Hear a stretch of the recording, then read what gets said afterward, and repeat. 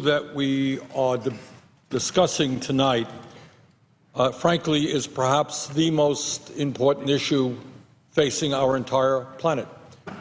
And the issue has everything to do with whether or not we are going to leave a habitable planet for our kids and our grandchildren. And I want to thank the Senate Climate Action Task Force, led by Senator Boxer, Senator Whitehouse, Senator Heinrich, and others, for helping to bring us down here tonight to discuss this issue. And while it goes without saying that Senator Inhofe and many of us hold very, very different points of view regarding global warming, I want to congratulate him for having the courage to come down here and defend his point of view. That's what democracy is about. I think he's wrong, but I'm glad that he is here. Mr. President, virtually the entire scientific community agrees that climate change is real, that it is already causing devastating problems in the United States and around the world in terms of floods and droughts and wildfires, forest fires, and extreme weather disturbances. And the scientific community is also almost virtually unanimous in agreeing that climate change is caused significantly by human activity. Mr. President, according to a study published in the journal Environmental Research Letters in May of last year, more than 97% of peer-reviewed scientific literature on climate supports the view that human activity is a primary cause of global warming. What disturbs me very much about this debate is the rejection of basic science. We can have differences of opinion on health care, on the funding of education, on whether or not we should have a jobs program, on many other issues. But what the United States Senate should not be about is rejecting basic science, and it saddens me very much that most of my colleagues in the Republican Party are doing just that. We don't hear great debates on the floor of the Senate regarding research in terms of cancer, in terms of heart disease, in terms of other scientific issues. But for whatever reasons, and I happen to believe those reasons have a lot to do with the power of the coal industry, of the oil industry, of the fossil fuel industry, we're suddenly seeing a great debate on an issue that the overwhelming majority of scientists agree on, and that is climate change is real. It is caused by human activity. Mr. President, 2012 was the second worst year on record in the United States for extreme weather, and across the globe, the 10 warmest years on record have all occurred since 1998. The global annual average temperature has increased by more than 1.5 degrees Fahrenheit between 1880 and 2012.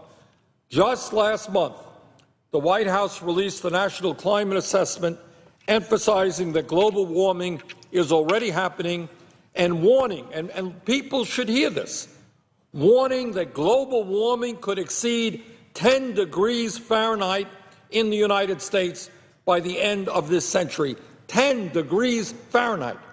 That is extraordinary. And if that in fact happens, if we don't summon up the courage to transform our energy system, the damage done by that severity of increase in temperature will be huge.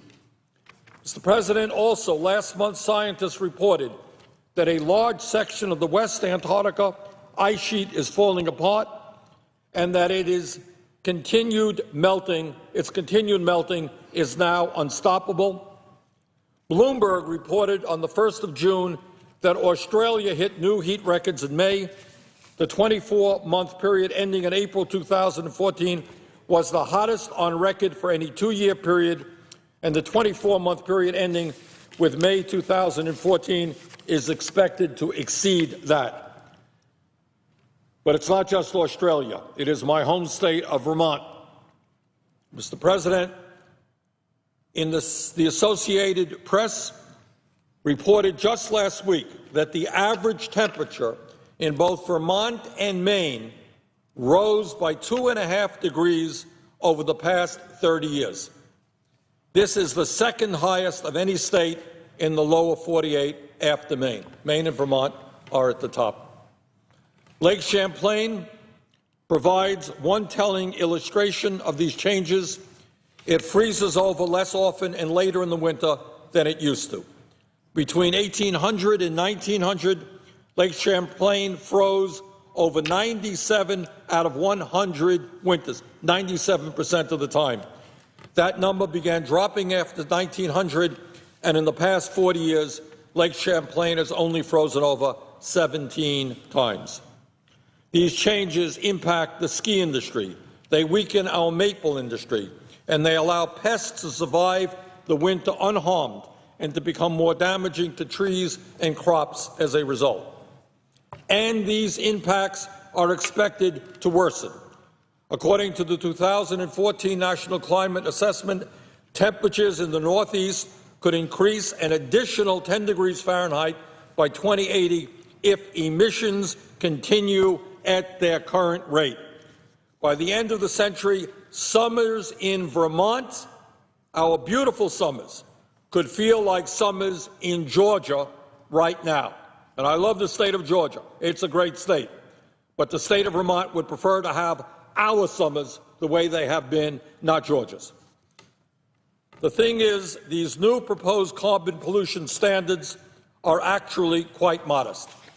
Mr. President, it is clear to me that if we listen to the scientific community, what they are telling us is there is a small window of opportunity, and it would be rather extraordinary for us to look our kids and our grandchildren in the eye and to say, you know what, we rejected the science and we let this planet become less and less habitable for you and your kids.